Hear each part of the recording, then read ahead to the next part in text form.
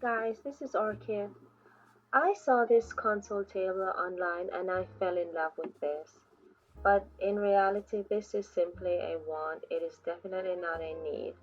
So I decided to challenge myself and see if I could recreate this. I had this Ikea console table in my basement, so I brought it up and went at it.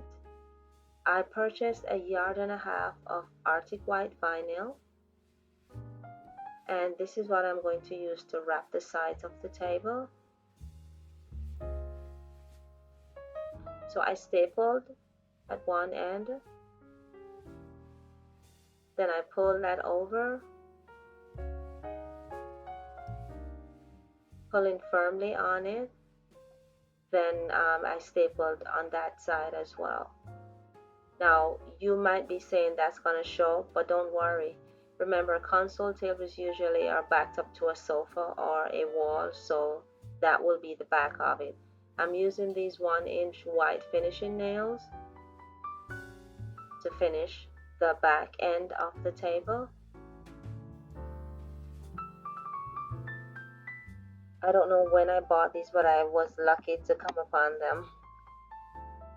I also stapled the top and the bottom of the panel. So I'm just showing you what the back side of the table looks like with the finishing nails. Now for the design on the side, I'm using this vase. Now I wish I had color chalk. I had to use a pencil, but I can always erase it. I had a blue chalk, but that wasn't erasing from the vinyl. Then you're going to need a long ruler to draw the 4 lines that leads up to the circle in the center. I should tell you, make sure that circle is centered. If it's not, it's going to throw your design off completely. Next, I went in with my tape measure and I simply measured 1 inch apart. I'm going to be placing the nails an inch apart. I'm using these furniture nails from Lowe's. They are $1.30 per pack, and if you're doing this table, this exact table, you will need 15.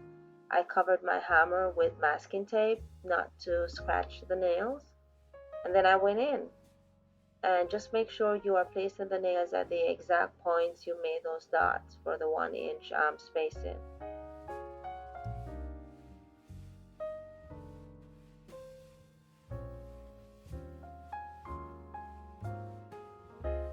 I also placed nails around the perimeter. I used the width of the tape for the distance between the edge and where I'm gonna put the dots, and then I measure the 1-inch spacing and just went in and placed those nails in.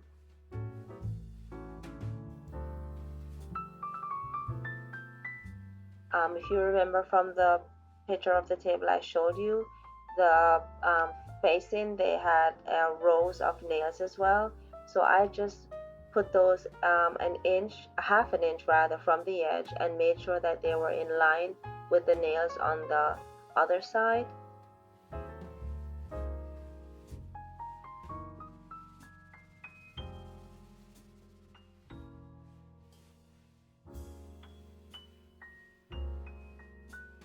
Now remember, there were 2 rows on that facing portion of the table. So I did the same thing on the other side, measured half an inch from the edge, and then made the dots exactly in front of the row I put in first.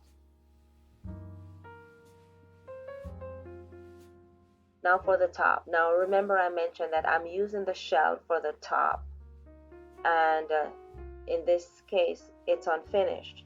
So the whole idea was to cover the perimeter of the table with this silver fabric I had left over. It's vinyl from the bar cabinet upgrade I did, because I could not find a mirror that was the exact size of the tabletop as well. There were 2 reasons I did that. I stapled that on, then I went in and put the screws in, putting the table back together with these screws. I use cabinet screws. You will need help at this point, guys. These are cabinet screws that were left over from our kitchen remodel. Now I just messed up with the mirror. I broke two mirrors. So I was so mad I decided to forget it and just put the silver fabric all over on top. And that's the result. And I have to say that I would have preferred the mirror, but now that I've seen what it looks like with the silver vinyl, I actually prefer this.